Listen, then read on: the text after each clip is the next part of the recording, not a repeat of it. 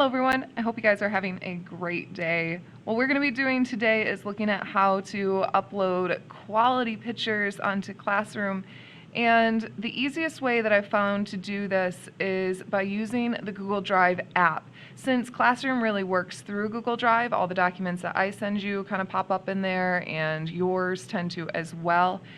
It is actually really easy to use that to get your own, and they tend to be quality. They don't take a billion attempts to get a good picture.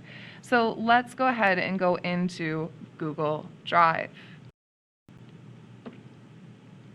So when you're in Google Drive, what you're going to do is you're going to click the little plus button, that new one in the bottom right corner here. So go ahead and select that. Now what this is going to do is of course give you the option for making a new document. And I mean, we've done a lot of the other ones. We've made new folders, we've uploaded things. What I want you guys to use today is Scan. So go ahead and select that. So now that you have Scan open, notice that it basically brings up your camera. What you're going to do is you're going to take a picture of the document that you want. So I go ahead, I hit it, and I take a picture so it looks like this.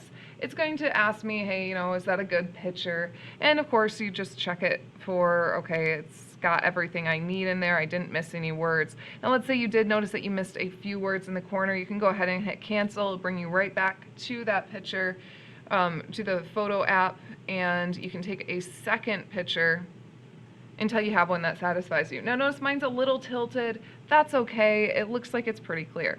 So I'm going to hit OK. What I'm going to be doing next is adjusting it. Now this is going to try to straighten out all the words and come up with a document that is a nice PDF, easy to read, and it takes out weird colors. But sometimes it doesn't get it quite right. So for instance, I was using a paper with a lot of lines on it, and sometimes it thinks those lines are the end of a page. So the second screen that it's bringing you to is one that it will allow you to crop and adjust the photo. And all you need to do for that is extend it down into the various sections that you want on your picture. So I can adjust using any of the corners, and I just try to get it around the main box of text so I can cut out the extra pieces.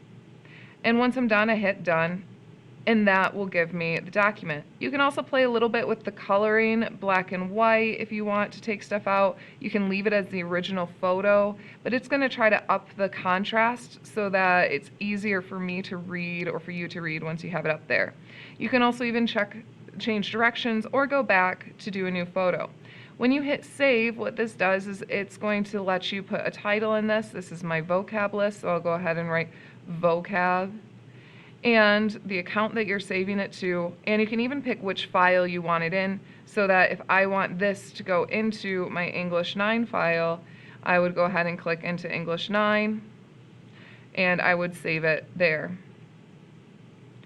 So I'm going to select that. It will save then fully, and I would be done.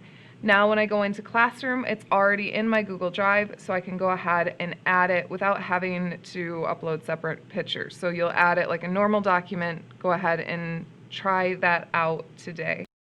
So let me know if you have any questions. I will be online during the normal school hours, and you can always email me outside of that. It might just be a while longer till you get a response.